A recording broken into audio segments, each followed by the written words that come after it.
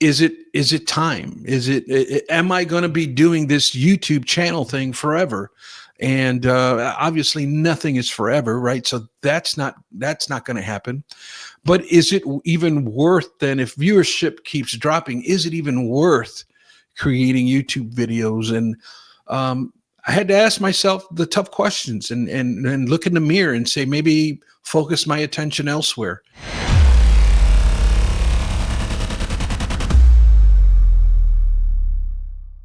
Hey, hello and welcome, rookie card collecting friends. Victor, the rookie card specialist here.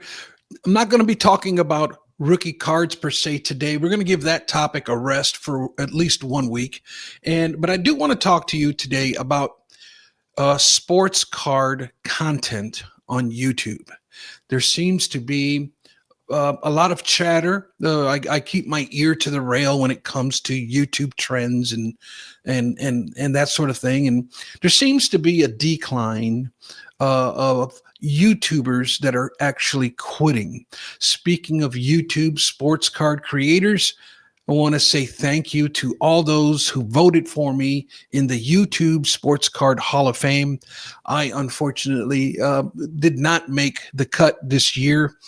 I actually, participate in that sort of thing. I did not get a chance to make a video this year. It's the first time since its inception that I did not make a video. There's one thing that I think that hurts this channel and the YouTube Hall of Fame was, I've been around since its inception, but I had a lot of momentum coming into like 2022. And unfortunately, I wasn't eligible back then with the rules that were in place back then. I did not qualify for that sort of thing. And it seems like the next year after that, there was a change of leadership and the rules changed again. And then it seemed like there was a bunch more competition, a bunch more new YouTubers that had came in. And so with this swarm of new content creators, which is awesome, I'm not taking nothing away from anybody, but it seems like ever since then, my chances now are getting tougher and tougher, and that's okay. It is what it is, right? At the end of the day, it's more acknowledgement, more.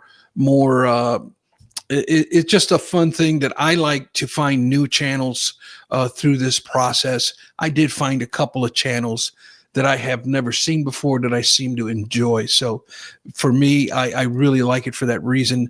I also am construction in the downstairs renovation is complete. I will be moving back downstairs here pretty soon into my new YouTube studio, into my dedicated card space. And I'm really, really excited. It comes at the timing of everything is kind of odd because my daughter just moved out this weekend here. And my wife and I are now empty nesters. We are officially empty nesters. So this is like a whole entire new season of our lives with a whole new renovation downstairs. We're kind of sad and kind of excited at the same time. My wife and I, we have 5 children. We have been raising children. There has been children in our home for 32 consecutive years. And here we find ourselves officially empty nesters. So excited about that. But yeah, the construction is done. The only thing that is left to do like right now is I just brought everything out as far as like the pictures that we're going to hang, the bookshelves. If you remember the bookshelves that I had in the backdrop, they really do not match with the color scheme that I have. The only thing that's left there is I'm painting all 3 of those bookshelves. They're good quality bookshelves. They're still in really good condition. And I am in the process of painting them right now. So I would say that would probably take me the rest of the week because I can only do this project like part-time. But I want to paint those bookshelves. I want to set up my card display and kind of hang some pictures and decorations and that up. And then we will be ready to officially make videos downstairs. It won't be that much longer, I'm assuming. But now to the question at hand, and that is, Why are so many content creators quitting YouTube? And it's not so much in the sports card space, although there has been a significant drop year over year in the sports card space. But I like to keep track of YouTube and trends that are going on. I listen to a lot of qualified people on YouTube, and the vibe that I'm getting and the reports that I'm hearing is that there are a lot of YouTube content creators that are quitting. And these are content creators that they find themselves struggling. They're content creators that they have done everything right. They make very high quality content with all the latest in that technology has to offer, and they're doing everything by the book, and their channels have grown into the six figures in subscribers, a few of them even into the millions of subscribers. But they have found themselves here month after month, finding themselves that their viewership is declining more and more and more and more. And some feel that there is just a change in the algorithm, and there's some things going on. But then at the same time, what we're seeing or what they're seeing, and I've kind of fact checked them on this, but at the same time, it seems like there's certain channels that are growing, that they're content creators that have, you can obviously tell that they're really green. They are doing nothing but like a vlog style video with a cell phone, and they're, fumbling this cell phone around, and they're going to the gym for a couple hours, and their viewership and their subscribers are going through the moon. So it kind of has everybody perplexed as to what in the heck is really going on with the YouTube space, with the YouTube algorithm. Is YouTube in trouble?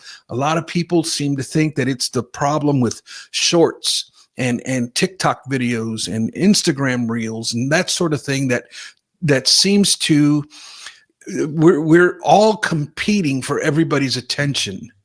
And so it seems like, unfortunately, unless you come up with some kind of scandalous video, it doesn't seem to get any traction. If you want to talk about something fun or show off some cards, or everybody considers those types of videos boring, but as soon as you want to make something scandalous, or you want to throw Jeff Wilson under the bus, or you want to talk about backyard breaks doing something, those types of videos go through the moon. And that's the unfortunate state of hobby content that we're in.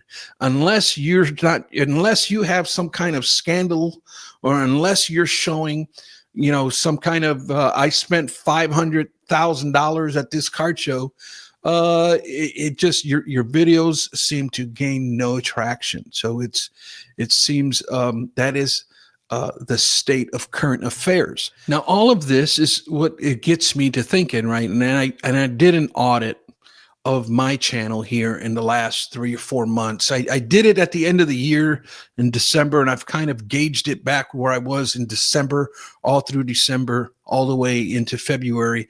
And I'm kind of looking at my channel, looking at the analytics in the background. And to my surprise, I too have noticed a significant drop in views, and the subscribers have been crawling to a snail's pace here lately. I think a lot of it is my fault. A lot of it is, there was, during my construction season, there was like 3 weeks, I know for sure, throughout the months of November and December, that I skipped weeks. I did not create a video only because I didn't have a chance to, I didn't have time to. And then I had a couple of weeks within that time frame where I repurposed some videos. I resurrected some old videos.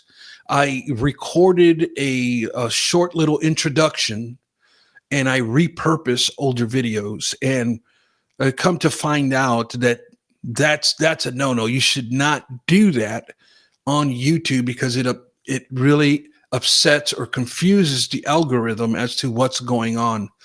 And so a day late and a dollar short on that lesson. But it looks like I have fallen from the graces of the algorithm. And so that is really what is affecting my YouTube channel at the moment.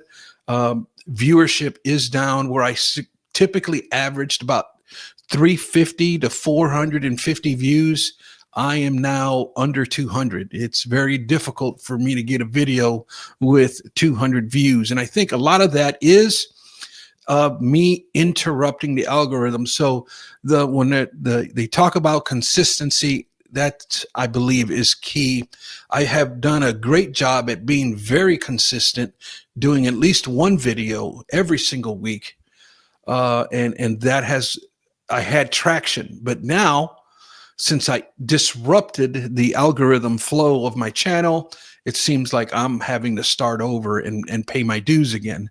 But with that said, I ask myself the question, is it time? Am I going to be doing this YouTube channel thing forever? And obviously nothing is forever, right? So that's not going to happen. But is it even worth then, if viewership keeps dropping, is it even worth creating YouTube videos? And I had to ask myself the tough questions and look in the mirror and say, maybe focus my attention elsewhere. But I'm going to stick it out. I have a lot of big things planned for the channel, so I'm not going anywhere. I am going to continue to be consistent. I'm going to get back on the horse and be consistent at being consistent. And, I typically do not shy away from like technology and all of that. I have actually made a living at embracing technology. I was one where at my place of employment, I was kind of, when I hired in, I hired in with a lot of the baby boomers that were there. And those guys, this was early 90s, and these guys did not do very well with the transition of computers in the industry. And it was one of them things, well, I don't want to know nothing about them computers. You give it to that young guy right there. They know. And so I was the one, as soon as the company started bringing in computers and they started developing softwares, I was always integrated into that team to bring in the new technology. And I've made a living. I've made a career at embracing technology. And I do find myself one that I am tech savvy. I love playing around with that kind of stuff. But at the same time, I find myself challenged with, Chat GPT, that's another reason why some content creators feel like views are dipping. People are not coming to YouTube for answers anymore. They're going to Chat GPT. And so now, I'm trying to embrace this Chat GPT and learn things. And it's challenging. It really is the first time in my life where I am really, really challenged with technology. And there is definitely a shift and a change coming. So I'm going to have to reinvent myself. And maybe if you can give me some, if you want to share some insight or some advice to give me to kind of go in a particular direction, I'm open to hearing your request. But I do enjoy the topic of the rookie card. I do want to stay on course with that. And I think it comes down to, for me anyways, I don't think people are tired of, overproduced videos that are too flashy or too fast paced and that sort of thing. I think what most viewers are wanting is kind of what I'm wanting. And that is, I want somebody that's authentic. I want somebody that's relatable. I want somebody that's going to be honest with me.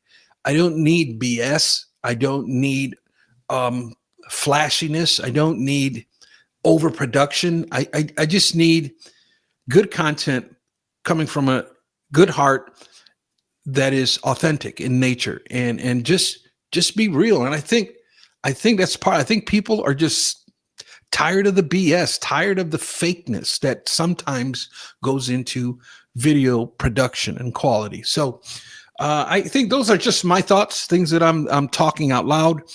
Hey, well, listen, guys, I would love to know. Please let me know down in the comments down below. And I guess I'm speaking to other content creators. If that is you, please reach out. Let me know in the comments down below, or you can reach out to me personally if it's something you want to be discreet about. But let me know down in the comments below, what's your channel doing? How's your channel doing? What are the analytics showing you? Is your views, is it something that's going down? I guess what I'm wanting to know is it a trend within YouTube for all of us? Is this a thing that YouTube is taking us down this bad track, or is it specific to only specific channels? I do appreciate you tuning in, checking out this video. Please consider subscribing, slapping that thumbs up. Here's what we do around here. It's all about the rookie card. We look at the past, present day status of the rookie card, all in an effort to better understand this cultural icon. And remember, my friends, that not all rookie cards are created equal. The true Jordan rookie from 1985. Bullshit. Buenos nachos, muchachos.